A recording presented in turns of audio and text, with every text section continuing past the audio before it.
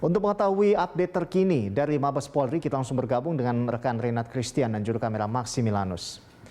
Iya, Renat, bisa Anda jelaskan seperti apa pengembangan dari kasus penangkapan teroris di Luwu Timur, Sulawesi Selatan saat ini? Ya, selamat siang Rolando dan juga pemirsa. Seperti yang kita ketahui, beberapa waktu lalu Densus 88 Anti Teror Polri melakukan penangkapan terhadap 2 orang tersangka terorisme yang diduga ikut dalam organisasi teror Jamaah Islamiyah di Kabupaten Luwu Timur, Sulawesi Selatan. Adapun kedua orang tersebut kini sudah ditetapkan menjadi tersangka, jadi sesuai prosedur adalah mereka akan ditahan selama 14 hari dan tentunya polisi akan mencoba mendalami ataupun menginterogasi terkait peran mereka secara lebih mendalam, khususnya peran mereka di organisasi Jamaah Islamiyah. Adapun ada 2 orang yang ditangkap oleh Densus 88 pada beberapa waktu lalu di Sulawesi Selatan. Yang pertama adalah tersangka atas nama M alias AFB yang ditangkap oleh Densus 88 pada 24 November 2021 lalu. Adapun M ini berperan sebagai toliah di Jamaah Islamiyah. Jadi toliah ini adalah orang yang memberikan akomodasi ataupun memberikan tumpangan kepada anggota JI yang berada di Sulawesi. Dan selain itu, selain memberikan tumpangan ataupun akomodasi, M ini juga melakukan penyimpanan senjata untuk beberapa senjata yang tentunya sudah disita oleh pihak Densus 88 Anti Teror.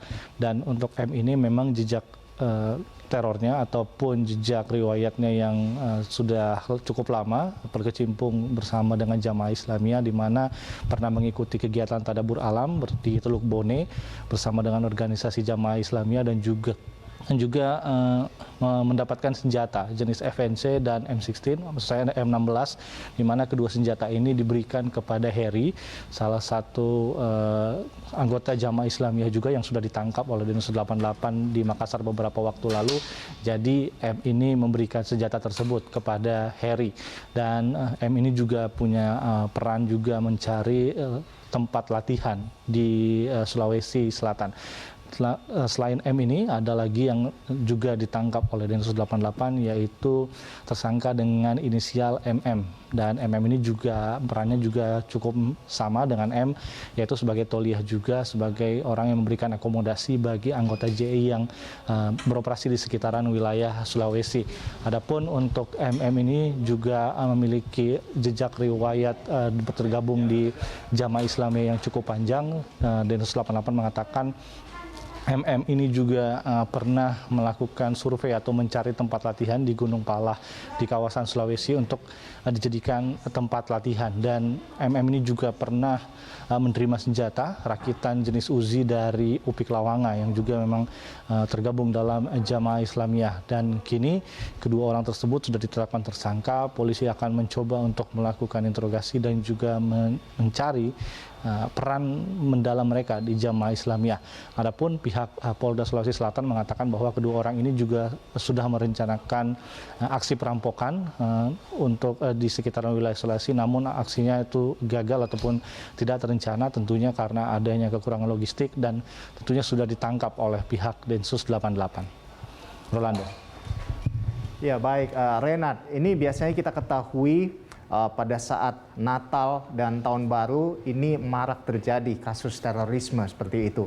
Nah, apa upaya atau strategi yang dilakukan oleh pihak kepolisian agar aksi terorisme ini tidak terjadi pada saat Natal dan Tahun Baru? Ya, Rolando dan juga pemirsa, sebelumnya memang Kapolri Jenderal Listio Sigit Prabowo mengatakan bahwa untuk situasi Kamtipmas hingga kini memang masih cukup kondusif, tapi dia meminta jajarannya untuk tetap waspada terkait beberapa ancaman seperti ancaman separatis, terorisme, dan juga bencana alam yang harus diwaspadai terjadi di akhir tahun, khususnya di masa libur Nataru, Natal dan juga Tahun Baru.